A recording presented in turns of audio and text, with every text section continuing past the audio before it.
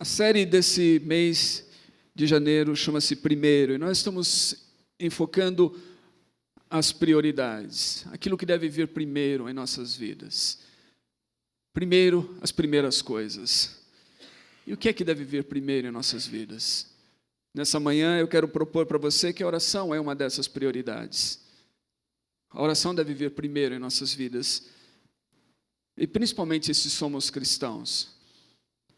Na verdade, se somos cristãos, nós vamos entender a primazia da oração.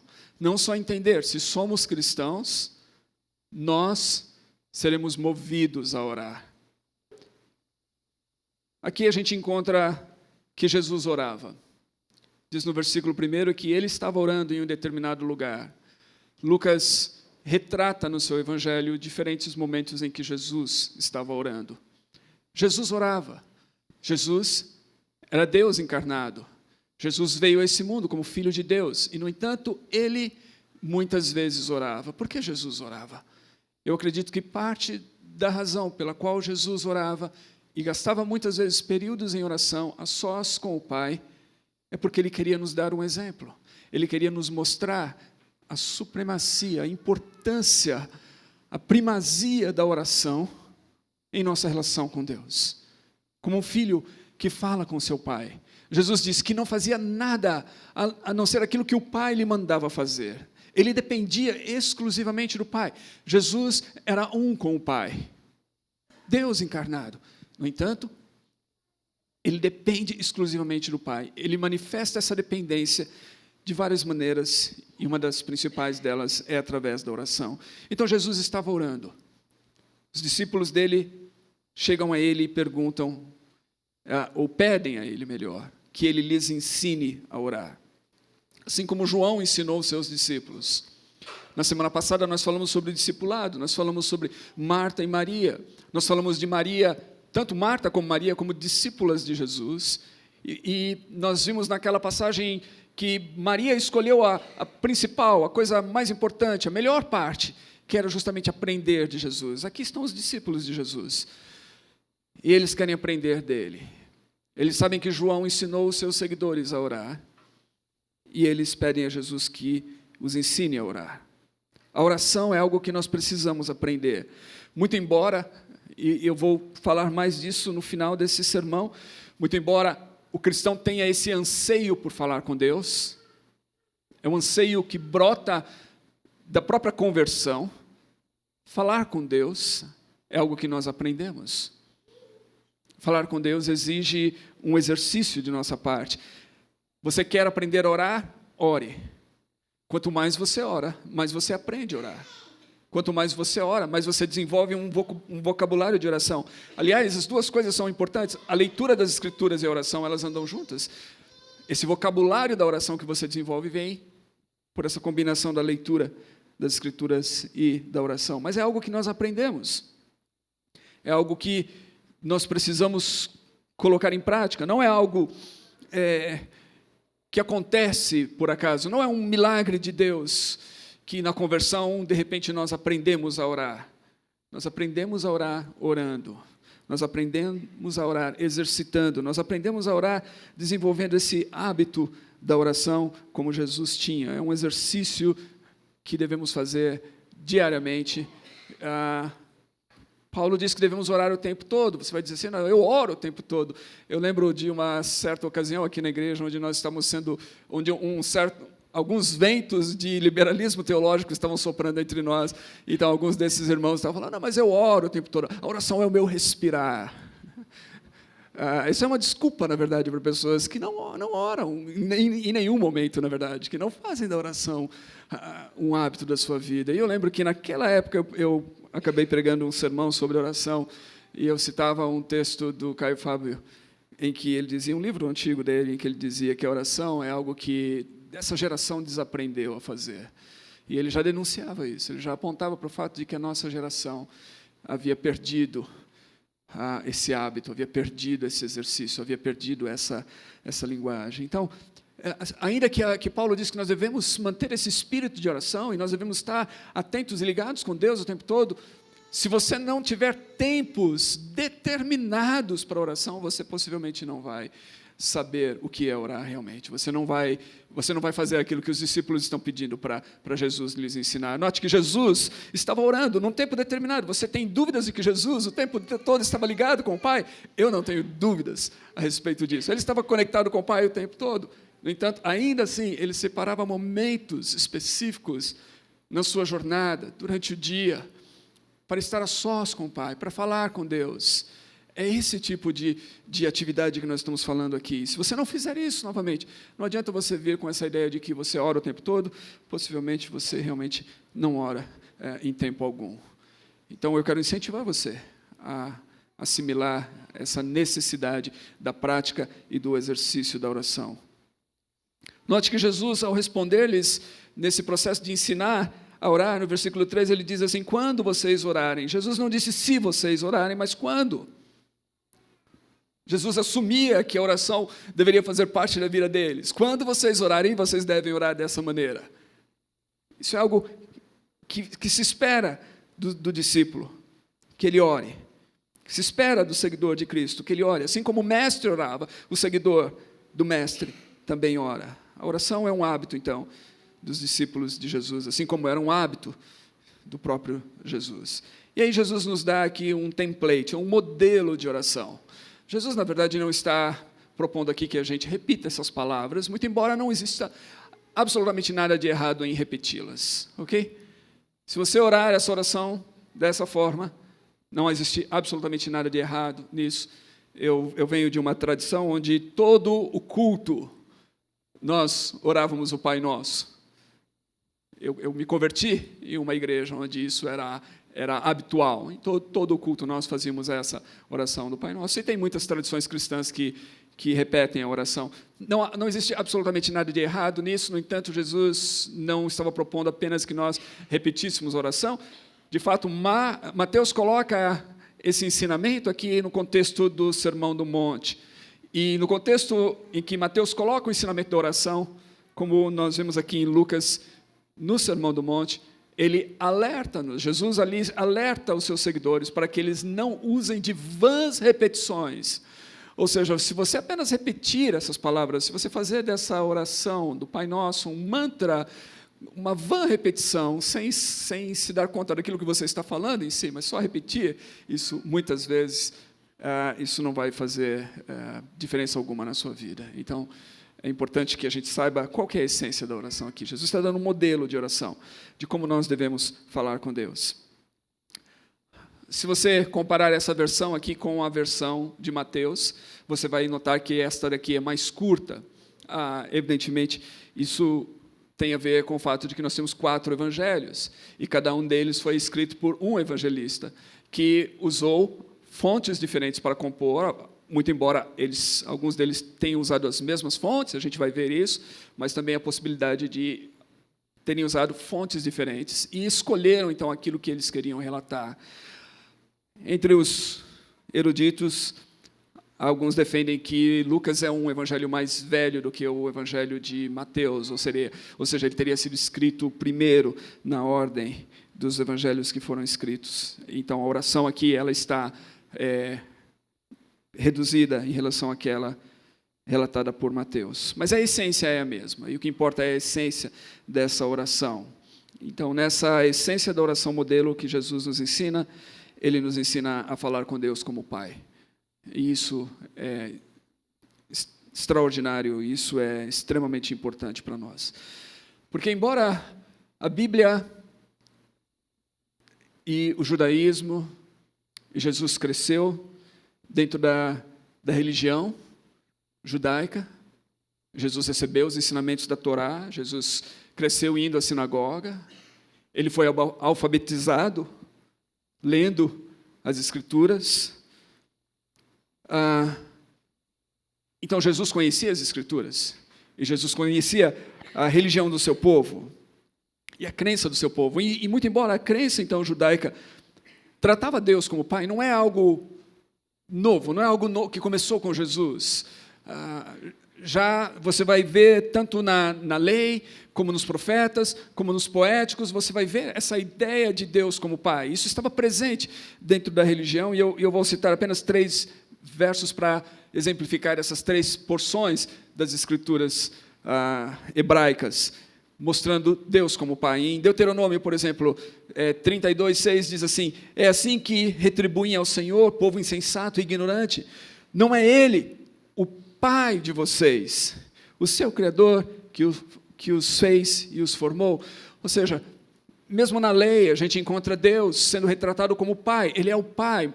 Moisés está falando para o povo, ele está dizendo que Deus é o Pai deles, o Pai de vocês, o seu Criador e aquele que os formou. E essa ideia aqui é a ideia da paternidade de Deus, então, do povo de um modo geral, Deus como o Pai dos seres humanos, aquele que os fez e os formou. Nos profetas, a gente encontra em Isaías, o texto que eu quero citar como exemplo, 63:16, onde diz: entretanto, tu és, falando a Deus, tu és o nosso Pai. Abraão não nos conhece, e Israel nos ignora. Tu, Senhor, és o nosso Pai, e desde a antiguidade te chamas o nosso Redentor. Tu és o nosso Pai. É a ideia de que Deus é Pai nos profetas. E nos Salmos 103, talvez o mais conhecido, 103:13, a comparação do salmista é: como um pai tem compaixão dos seus filhos, assim o Senhor tem compaixão daqueles que o temem. Como um pai. Esse é o coração de Deus. Esse é o coração de Deus revelado nas Escrituras, lá no Velho Testamento. Deus é Pai. Agora, o que é de extraordinário aqui nessa oração, quando Jesus nos ensina a falar com Deus como Pai, é o termo que Jesus usa para se dirigir a Deus como Pai. E esse é um termo que somente Jesus usa. Quando Jesus fala com o Pai, quando Jesus fala com Deus, Jesus fala com Deus como o Abba. Deus é o Abba de Jesus. Essa é a palavra. E quando Jesus nos ensina a orar, Jesus diz que nós devemos nos dirigir a Deus da mesma forma. Deus não somente é o Abba de Jesus, mas Jesus está dizendo que Deus é o nosso Abba, Deus é o nosso Pai. Agora, o importante disso é que essa palavra revela intimidade. Abba era a primeira palavra que uma criança aprendia a falar. Abba, Pai. Ela revela essa intimidade, ela revela a segurança da criança na presença e no cuidado dos seus pais. A dependência, a segurança, a proteção, o amor de uma criança para com seus pais. Abba.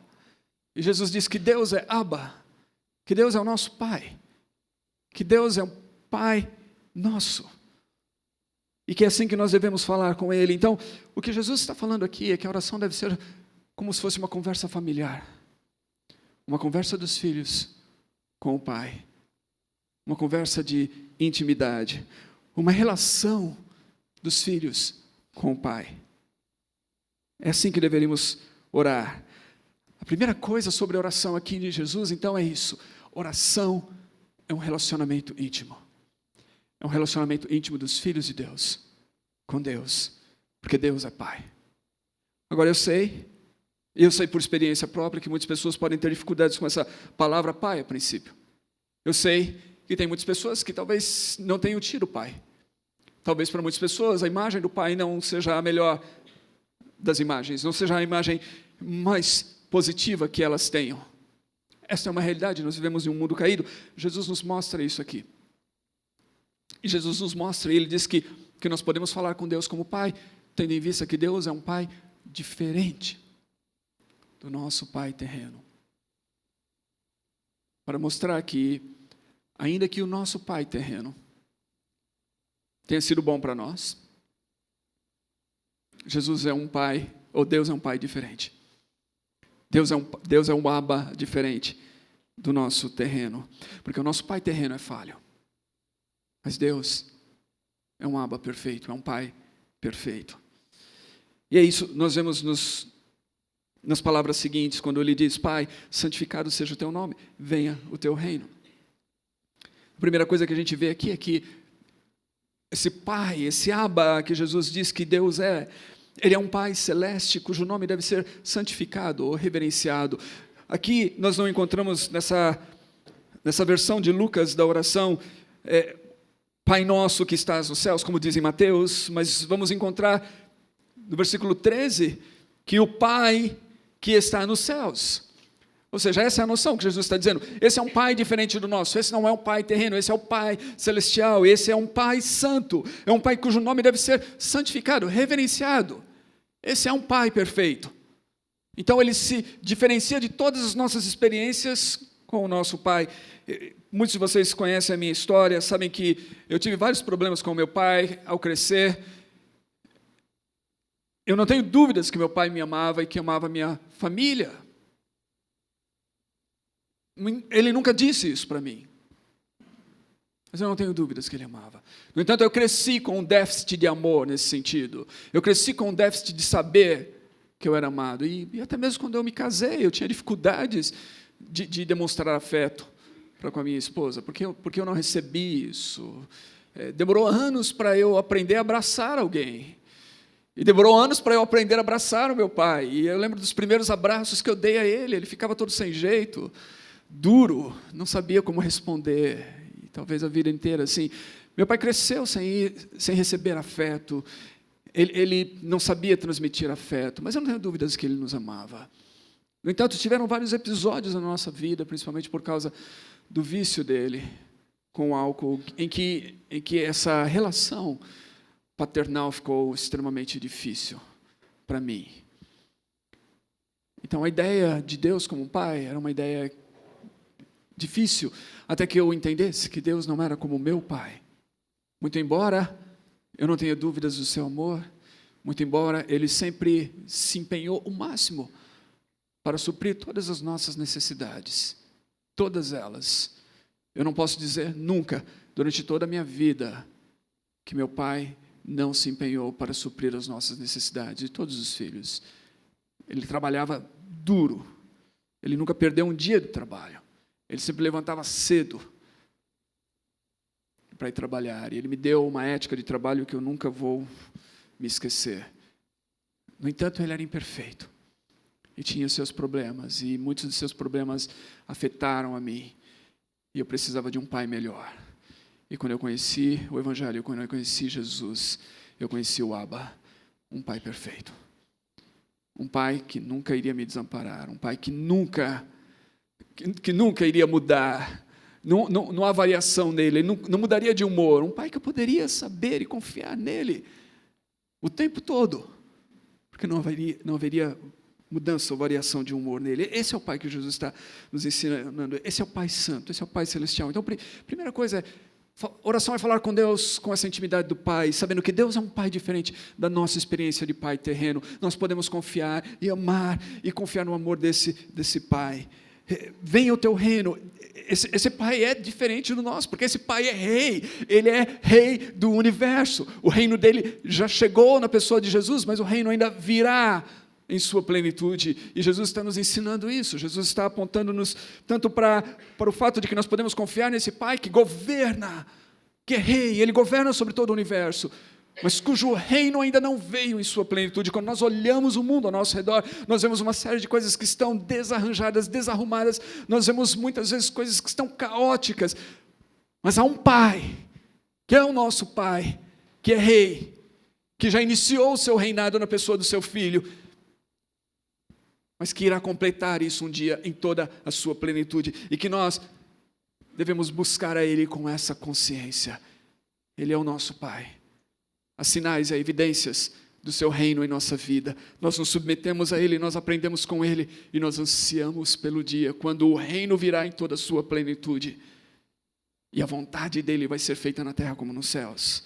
É isso que Jesus está nos ensinando a falar com o Pai. Então, oração, em primeiro lugar, ela tem esse aspecto vertical. Nós falamos com Deus. Oração não é uma poesia. Oração não é... E às vezes eu olho as pessoas, e eu sei, talvez você tenha feito isso, e, por favor, não me odeie por falar isso, se você é uma dessas pessoas. Mas às vezes as pessoas falam assim, mandem-me vibrações. Eu quero dizer, oração não são vibrações. Se você quer que eu ore por você, não me peça vibrações. Em primeiro aspecto, a oração é falar com Deus. O Deus do universo, o Rei do universo, o Deus criador de todas as coisas, que não é só o Deus do universo de todas as coisas, mas que é o Pai, e que é meu Pai, seu Pai, é o nosso Pai, é falar com Ele. Ele tem esse aspecto de nos dirigirmos a Ele, falarmos com Ele e nos relacionarmos com Ele como filhos de um Pai celestial, de um bom Pai, de um santo Pai, de um Pai que reina. E por isso nós podemos então pedir a Ele, trazer a Ele as nossas necessidades. Não porque Ele não saiba, Ele sabe, mas Ele deseja. Ele deseja essa relação. Oração é relação com Deus. Ele deseja essa relação. Muitos de vocês aqui são pais. Vocês entendem isso. A relação de pais com filhos. Esse diálogo. Essa relação. Muitas vezes você sabe o que seu filho precisa. Mas você tem prazer nessa relação. E ele falar com você, expressar. Deus muito mais. Deus sabe tudo o que a gente precisa. Mas Deus tem prazer que a gente venha a Ele e que a gente expresse. E parte disso é um aprendizado. O que nós precisamos, somos nós que precisamos aprender, não Deus. Nós aqui que somos os discípulos, não Ele. Ele é o mestre. Okay? Nós não estamos ensinando nada para Ele. Nós aprendemos com Ele. Então somos nós que temos que aprender. E o que é que nós temos que aprender?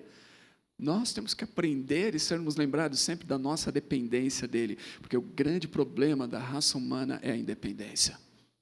É a autonomia. É esse falso senso de que nós não precisamos de Deus.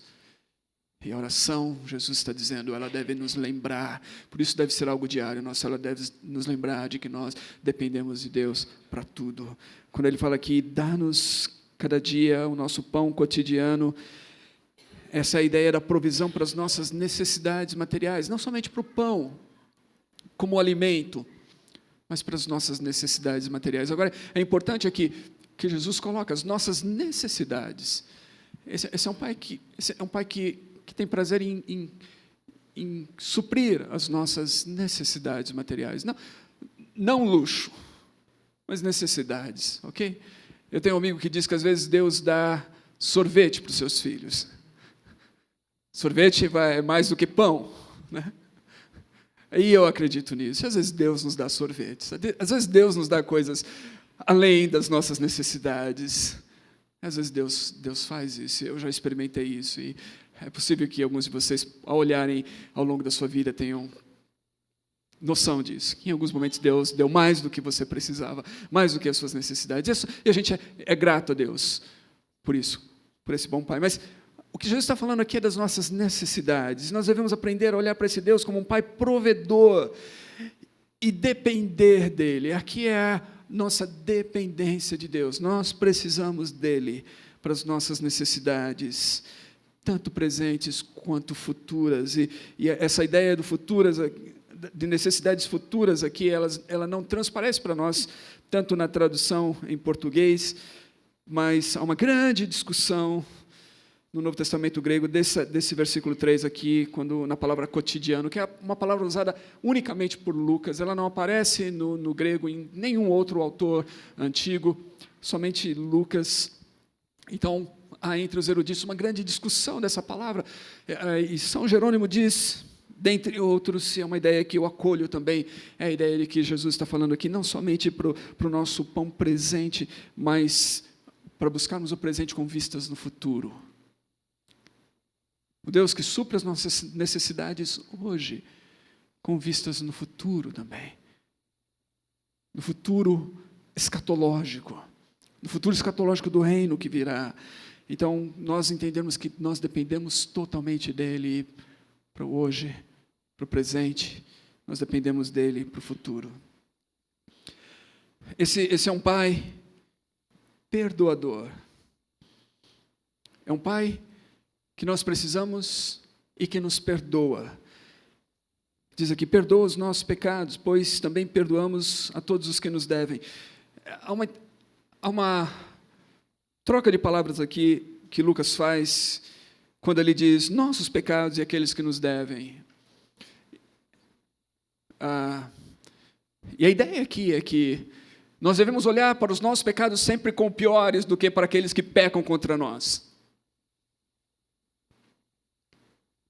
Nós somos mais pecadores do que aqueles que nos ofendem, que pecam contra nós. Essa é a lógica aqui nas palavras de Lucas. Os que nos ofendem são devedores. Nós somos pecadores. E esse Deus estende perdão a nós. Ele nos perdoa. E quantos de nós precisamos de perdão? Todos nós. Porque não há ninguém aqui que seja perfeito, a não ser que estejamos vivendo uma ilusão. Uma ilusão mental. Todos nós aqui somos imperfeitos, todos nós falhamos. E às vezes nós falhamos justamente com as pessoas que nós mais amamos. As pessoas mais próximas de nós. É onde nossas falhas às vezes se tornam mais evidentes. E nós precisamos de perdão. Deus nos perdoa. Jesus mostra-nos que nós podemos falar com esse Pai perfeito, celestial, santo, esse Pai que governa, que reina, que supre as nossas necessidades e que nos perdoa. E Ele nos perdoa e nos ensina a perdoar. Perdoa-nos, assim como nós perdoamos. Ou pois nós também perdoamos aqueles que nos devem. Isso significa que se nós não perdoamos, e isso está expandido depois nos ensinamentos de Jesus, nos evangelhos, se nós não perdoamos, nós não sabemos nada sobre perdão. O perdão que nós oferecemos a outros reflete o perdão que nós recebemos de Deus. Se Deus nos perdoa, se Deus perdoa os nossos pecados, note a diferença dos termos, os nossos pecados, e aí tem a ver com pecados de omissão e de comissão. Pecados de omissão são aquelas coisas que nós deveríamos fazer e não fazemos. Nós omitimos algo. Aquele que pode fazer o bem e não faz, peca. Esse é um pecado de omissão. Você tem a possibilidade de ajudar alguém que precisa de ajuda e você não ajuda. Isso é pecado. É pecado. E tem vários outros. Coisas que você deveria fazer e não faz. Pecado de omissão. Pecado de comissão são aqueles pecados que você faz e que não deveria fazer. São aquelas coisas que você não deveria evitá-las, que são contrárias a Deus, ao caráter de Deus, à santidade de Deus, coisas que Deus diz, não faça isso, e você faz. Essas coisas são pecados de comissão. Nota aqui que quando Jesus nos ensina e fala assim, perdoa os nossos pecados, evidentemente, e diferencia isso daqueles que nos devem, e aqueles que nos devem são, a ideia é que aqueles que nos devem são pecados de omissão, são dívidas que eles têm para conosco.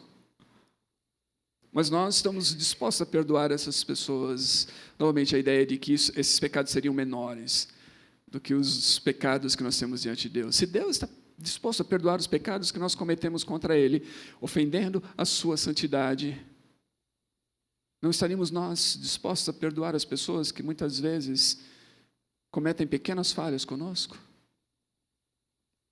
Então, esse é um Pai que nos perdoa, mas também nos ensina a perdoar. Nos perdoa, mas também nos chama a perdoar. Nós revelamos aos outros que nós aprendemos com Ele, como seus discípulos, quando nós perdoamos. E por último, Jesus ensina aqui que esse é um Pai protetor. Esse é um bom Pai. E um bom Pai é um Pai protetor. Um bom Pai protege os seus filhos. Novamente, a ideia de que Deus é um Pai protetor está presente em toda a Bíblia. Se você ler os Salmos, você vai ver quantas vezes Deus é retratado dessa forma, como um Pai que protege os seus filhos. Ele é escudo, Ele é refúgio, Ele é abrigo. Todas essas imagens são imagens de proteção. Esse é um Pai que protege. Jesus nos ensina a falar com Deus, nos lembrando disso. Principalmente porque Jesus sabe que nós iremos atravessar momentos difíceis na vida, momentos em que nós estaremos sendo provados ou sendo tentados, e há uma diferença entre prova e tentação. Deus não nos tenta. A tentação tem como objetivo levar ao pecado, Deus não nos tenta, porque Deus não quer que a gente peque. Então Deus não nos tenta, mas Deus nos testa, Deus nos prova. É isso que as Escrituras dizem. E aí nós oramos para que Ele nos fortaleça, para que Ele nos ajude, quer estejamos passando por provas, quer estejamos sendo tentados pelo diabo, para que Ele nos ajude e Ele nos fortaleça. E esse Pai protetor é capaz de nos fazer isso. E, novamente, tudo isso tem como objetivo fazer com que nós nos voltemos para Deus como um Pai e falemos com Ele na intimidade de seus filhos e nos lembremos todos os dias que nós dependemos dEle. Nós precisamos dEle, de que sem Ele não somos nada. Ele é um bom Pai. 2 atitudes essenciais aqui na oração que Jesus coloca são a persistência e a confiança. Devemos orar persistentemente. Devemos orar com confiança. E aí nós encontramos 2 parábolas aqui de Jesus. A primeira delas é desse vizinho importuno. Alguém que bate na porta tarde da noite, porque recebeu uma visita e que não tem alimentos. E bate na porta do seu vizinho para pedir pão, para pedir alguma coisa para servir ao seu amigo que chegou naquela hora, tarde da noite. Agora, a gente tem que se lembrar que Jesus está falando isso num contexto de tremenda hospitalidade, as comunidades, esse tipo de coisa era algo que acontecia naqueles dias. Às vezes os viajantes chegavam tarde da noite, às vezes eles eram recebidos na casa. Isso era normal, uma comunidade, uma cultura tremendamente hospitaleira. Então Jesus está colocando isso aqui, dizendo para nós que isso poderia acontecer. E um vizinho que não atendesse o seu amigo não seria um bom vizinho. Não seria um bom vizinho se ele não atendesse. Mas Jesus está colocando aqui, de maneira absurda, que esse vizinho não iria querer atender o seu amigo, mas que ele só atenderia por ser importunado. O que Jesus está dizendo aqui? É que nós precisamos aprender que a oração é algo que nós devemos fazer com persistência. E aí ele mostra isso claramente ao usar os verbos, todos eles no grego no presente, peçam, busquem e batam. O que indica uma ação contínua. Não é algo esporádico, mas contínuo, com persistência. Nós devemos bater a porta de Deus continuamente. Nós devemos buscar a Deus continuamente. Nós devemos pedir continuamente. Não é algo que nós fazemos uma vez, mas fazemos muitas vezes. Batemos, buscamos, insistimos com Deus. Por que fazemos isso? Dias atrás eu estava conversando com alguém aqui sobre um pedido de oração que tem ocupado a minha mente durante todo esse tempo, desde o início do mês de dezembro. E eu estava falando, eu tenho uma segurança de que nós iremos receber isso somente se Deus quiser. Então, por que orar? Se eu sei que só teremos se Deus quiser, por que orar? Não é verdade? Porque Deus quer que eu ore. Porque Deus quer que eu insista com Ele. Porque Deus quer que eu bata na porta. Porque Deus quer me ensinar a depender dEle. Para que se Ele abrir essa porta, eu saiba que Ele abriu por causa das minhas orações. Eu saiba que Ele fez isso porque eu insisti. E porque Ele quer me ensinar a insistir com Ele. A oração precisa ser persistente, precisa ser perseverante. E é isso que Jesus diz, não deve ser uma coisa esporádica na vida, deve ser um hábito na vida. Segundo, a oração deve ser algo com confiança. Nós devemos orar confiando. Eu me submeto a Deus, eu sei que Deus só vai fazer aquilo que Ele propõe fazer. Porque Deus sabe o que é melhor. E isso me dá descanso, de fato. Eu tenho um descanso tremendo na soberania de Deus e no cuidado de Deus. Um descanso tremendo na minha vida é saber que Deus sabe o que é melhor para mim e que Deus, à medida em que eu me submeto a Ele, só vai fazer aquilo que é melhor para mim, ainda que muitas vezes eu não consiga enxergar. Eu tenho filhos, eu não sou um bom pai, mas eu tenho filhos. E muitas vezes eu observei meus filhos espernearem por coisas que eles queriam e que eu sabia que eles não deveriam ter naquele momento. Eu sou imperfeito, mas eu sabia que o momento não era adequado para eles. Eles não entendiam isso. Eu já contei para vocês aqui de várias dos meus filhos me ensinando sobre Deus, da teologia dos meus filhos. Eu me lembro sempre de quando eles eram menores, eu tinha que levá-los para tomar vacina. Quanto que isso doía em mim? Era algo terrível ver alguém picando aquele bracinho, a perninha assim, minúscula dos meus filhos, e eles se esperneando.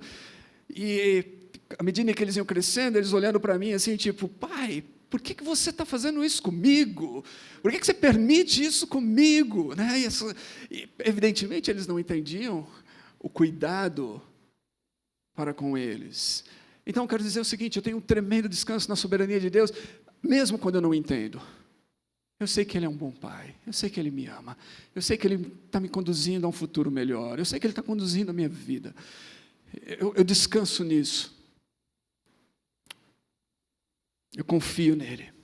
E a oração tem que ser feita com esse sentido, com confiança. E isso, Jesus, nessa outra pequena parábola aqui, do pai cujo filho vem pedir a ele um peixe. E ele não dá ao seu filho uma cobra, uma serpente. Ou o filho vem pedir a ele um ovo, ele não dá ao filho um escorpião. Note que Lucas, pouco antes, aqui nesse evangelho, no capítulo 10, ele usa esses dois termos, cobra e escorpião, ou serpente e escorpião, para falar do mal. Quando Jesus disse aos seus discípulos que lhes deu poder para pisar serpentes e escorpiões e contra todo o poder do mal. Essa ideia é uma ideia negativa. O pai não dá coisas más ao seu filho. Jesus está dizendo. O pai não faz isso. E Jesus está dizendo que mesmo, ele diz, apesar de vocês serem maus, a ideia aqui é de que pais terrenos não são comparáveis ao Pai Celestial. Pais terrenos são imperfeitos. Eles são de má reputação. Novamente, é essa a ideia. Eu aceito a ideia. Eu não sou perfeito. Eu me esforço, eu me empenho. Eu tentei fazer o melhor para os meus filhos e ainda tento. Mas eu sei que eu não sou perfeito. Não há comparação entre o meu cuidado e o meu amor e as coisas que eu faço pelos meus filhos e o Pai Celestial. Não tenho como comparar. E é isso que Jesus está dizendo aqui. Ainda que os pais terrenos, imperfeitos, que nós temos, eles sabem dar coisas boas para os filhos quando pedem, eles não dão coisas más. Quanto mais o nosso Pai Celestial. Se a gente pedir a Ele, não saberá nos dar. Jesus, Lucas fala aqui que Ele nos dará o Espírito Santo a quem pedir. A ideia é de que o Pai nos dará coisas boas, até mesmo o Espírito Santo. O Espírito Santo que é prometido aqui como um dom para nos ajudar em nossas orações. Então é assim que nós devemos orar. Devemos orar falando com Deus, na intimidade de uma família. Devemos orar sabendo quem Deus é. Ele é diferente do nosso pai terreno. Ele é um bom pai, ele é um pai celestial, santo, justo, perfeito, que governa sobre todas as coisas, que tem o poder e a capacidade para suprir as nossas necessidades e tem o prazer em fazê-lo, que nos ensina a perdoar, perdoando-nos, que nos livra do mal e que quer que a gente dependa dele em todas as coisas. E como expressão disso, que nós sejamos insistentes, que nós possamos bater e pedir e buscar com perseverança e com confiança de que Ele vai nos dar o melhor para nós. Essa é a oração. Agora, eu quero ler aqui um trecho de Jonathan Edwards, em que ele diz algo que eu acho extremamente interessante quando se diz essa ideia da oração. Ele diz o seguinte: o verdadeiro convertido ainda se vê como uma criatura pobre, vazia e indefesa. Jonathan Edwards está comparando aqui o verdadeiro convertido com o crente de Laodiceia.